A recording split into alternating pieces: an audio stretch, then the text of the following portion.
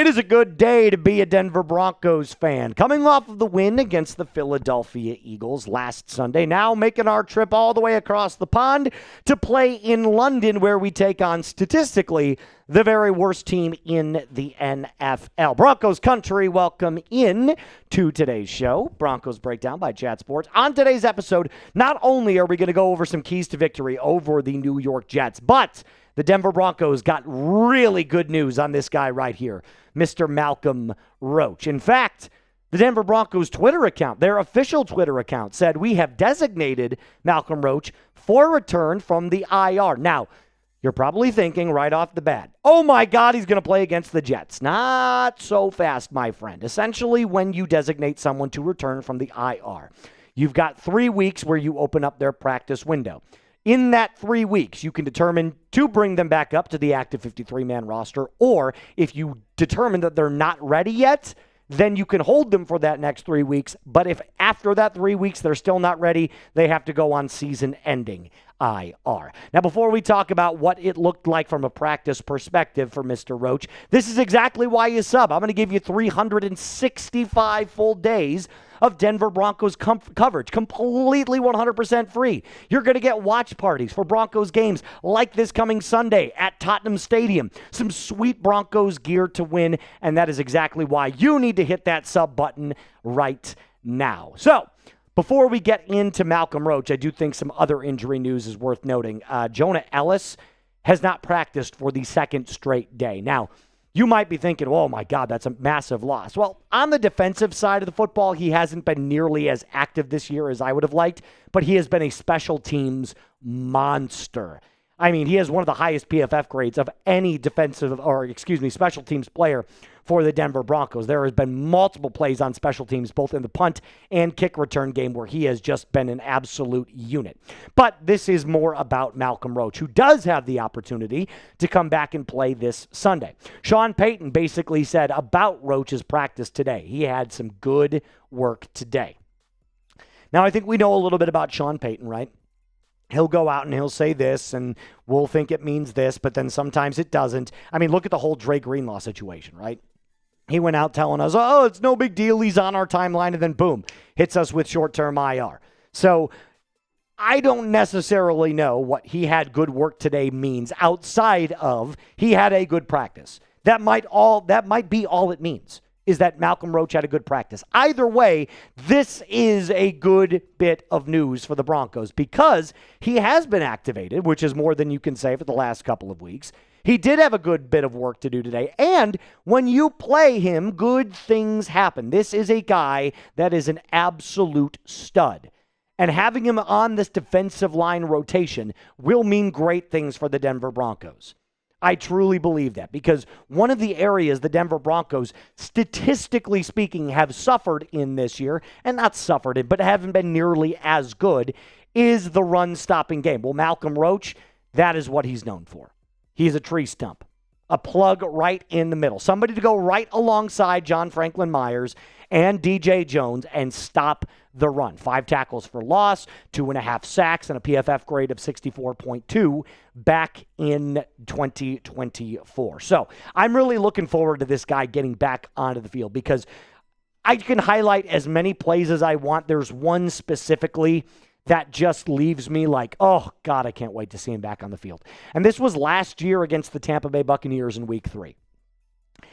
That little circle you see right there is Bucky Irving and Malcolm Roach. Now, Malcolm Roach, right before this little shrug off of that tight end, comes off of the play design, which was kind of like a delay from the tight end, so he kind of scooted over in motion and tried to throw a block on Malcolm Roach, and literally Roach just kind of shrugs him off and throws him off of him and ends up making this tackle for loss. Why is that important? Well, you can pretty much bet your ass that the Jets are going to drive Breece Hall all game. He's literally one of 2 bright spots on their offense right now, the other one being Garrett Wilson. Outside of that, they have nobody. And I literally mean that, like no one. You can take a look at their wide receiver depth chart.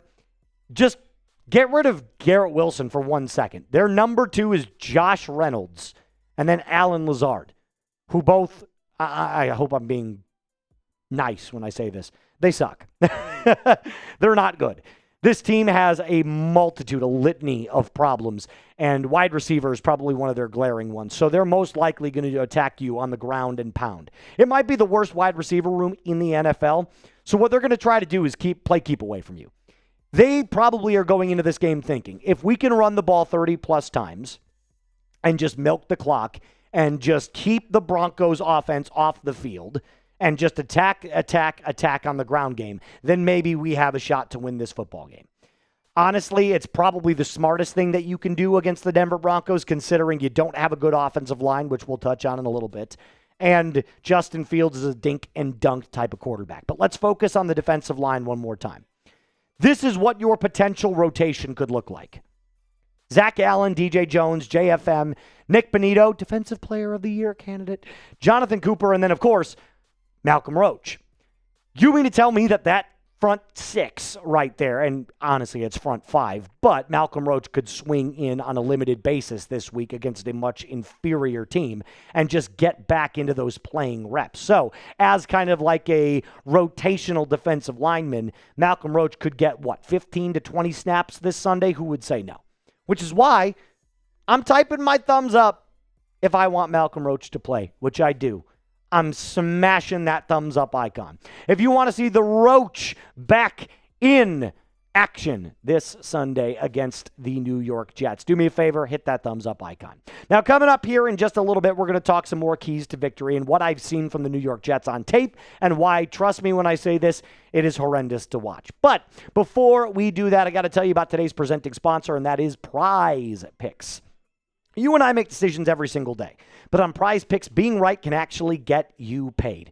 You don't want to miss any of the excitement this football season on Prize Picks, where it is good to be right. By the way, did you know that you can now follow other Prize Picks players directly on the app and copy their lineups in just one click? Whether it's a friend, a celebrity partner, or just someone whose picks you love. Hit that follow button and check out every lineup they create in the new feed tab only on Prize Picks. I should have a lineup in there, producer Alper. It should be in the photo section down a little bit lower. I think it's there. I definitely do think it's there. If it's not, I'll just tell. There it is, right there. Boom. See, I told you, I made a lineup. Here's what it looks like. Jalen Hurts, the more on the passing yards tonight on Thursday Night Football. J.K. Dobbins, I think, is going to feast on a bad New York Jets defense. Drake May taking the more for producer Alper because I had to get it in for him. And then Dak Prescott got the more on the passing yards as well. You know I'm a glutton. You know I love to take the more. Yours can look completely different than this, though. All you got to do is download the Prize Picks app today. Use code CLNS to get $50 in lineups after you play your first $5 lineup. That's code CLNS to get $50 in lineups after you play your first $5 lineup. Prize Picks. It is good to be right. Keys to victory. Let's go. Number one, do not fall into the trap game. I don't think any Broncos fan needs to be told this, but I'll remind you anyway. You are a better team than the New York Jets. Okay, glad we got that out of the way. It's obvious the Broncos are a better squad. From front to back, top to bottom, whatever you want to call it. They're a better team. But you got to keep the same Eagles mentality overseas. Why? Because if you go in thinking that this is just a piss-away game, you don't have to put in the time, you don't have to put in the effort because you are a better team than the New York Jets, that's where trap games come in. And next thing you know, you look up at the scoreboard and you're like, holy shit, the Jets are up, and it's 17-13, and we got 5 minutes left in the game, and now we got to turn it on. Especially because they do have 3 playmakers, right? So it's not like the Jets are a complete and total dumpster fire, just 99% dumpster fire. The 1% are these 3 players right here. Justin Fields, who is a hell of an athlete, maybe not a great quarterback. Breece Hall, who's a very, very good running back, and Garrett Wilson, who is a stud wide receiver. Outside of those 3 on offense, it's slim pickings. So don't fall into the trap game of thinking it's just the Jets, because this is an any given Sunday league. These are NFL caliber players. You just don't want to go in thinking you've got it locked up. Let's go to number 2. How about stop the penalties? Please, for the love of Christ, stop the penalties. I don't know what the problem is with this team, but we continually say you've got to be more disciplined. You got to stop the penalties, and yet they keep committing them. In fact, it's gotten worse statistically on the penalties. The Broncos have the second most penalty yards in the NFL right now behind the New York Giants. The Giants have 424. You have 411. That's pathetic. And we're 3-2. Should be 5-0. But the penalties cost us in a lot of these games. Cost us against the Chargers and cost us a bunch against the Colts as well. So at worst, you should be 4-1. But 30 out of 52 penalties, by the way, are on the road. That's just undisciplined. There is no advanced metric. There is no advanced stat for you to look into. This is just being more disciplined. You cannot make the mental mistakes, period. This team is too talented. It's too good. And I truly believe that as talented as we are, if you continue to make the penalties, this will kill you when you make the playoffs. Trust me. There have been multiple games from multiple teams many years in a row where a team gets penalized 10 or 11 times in a playoff game and they lose. And that's when you do not want to have your messy football. Key to victory number 3, attack the defensive line. Not the Broncos' defensive line, the Jets' defensive line. It's not good. It's really, really bad. The gosh darn Jets, because I don't want to say the other word. 140 rushing yards allowed per game. That's 27th in the NFL. 31.4 points per game allowed. That's 31st in the NFL. And 207 passing yards allowed per game, which is actually 13th. So when you look at these statistics, what is the one glaring thing that stands out to you? They can't stop the run, which is why I took my prize picks more on J.K. Dobbins. The only player on that defense right now that I think actually has the talent to kind of lock you up is Sauce Gardner. He is the highest paid cornerback in the NFL, but I'm going to be completely honest with you. This year, he's taken a major step back from years past. 2 years ago, he was a top 5 corner in the league. It was him, Surtain, Ramsey, Jalen Johnson, and Stingley. That's the other one. But now Sauce Gardner is barely top 10, in my opinion. But on any given Sunday, he has the ability to lock you up. So, Bo Nix has one player to watch out for, and that's Sauce Gardner. Outside of that, you can pretty much attack this Jets defense any which way. They're really, really bad right now on defense and offense. Before we get on out of here, the final question I'm going to ask you. What is the biggest key to victory for the Broncos? For me, honestly, it's the penalties. Please just clean it up. You know what would be really great to see? If the Broncos won by 3 touchdowns and we looked in the penalty box and they only had 4 penalties all game, 1 per quarter, I'd be fine with that. But you let me know in the comment section down below. That is our keys to victory on today's episode. A reminder. Oh, shit, no. You're right. I'm sorry. I apologize. All right, take 2, Broncos country. That's my bad. We have one more. If all else fails, rely on the defense. Again, this is pretty common knowledge here. The Broncos defense is the major strength of their team, right? We can all agree on that. It's a major mismatch. You're going up against the worst offensive line in the NFL and the best pass rush in the NFL. Come on. We can call a spade. And while we don't want to fall in the trap game, we can at least acknowledge that the Broncos defensive line and this pass rush is clearly the best in the NFL going up against the worst offensive line. We don't need to say anything else outside of that. The Broncos front 5 is outstanding, right? You've got the potential player of the year in Nik Bonitto, who has more sacks than 6 teams in the NFL just by himself.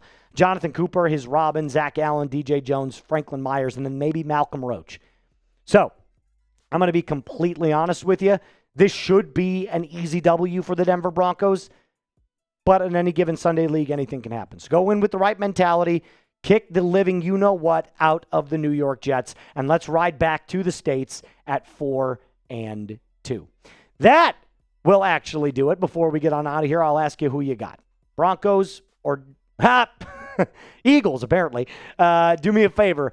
Type your NYJs if it is the New York Jets. And if it is the Broncos, type your DENs. I should see a million DENs right there. That will finally do it, actually, this time on today's episode. A reminder to always be cool. Mile high salute to you. Let's go.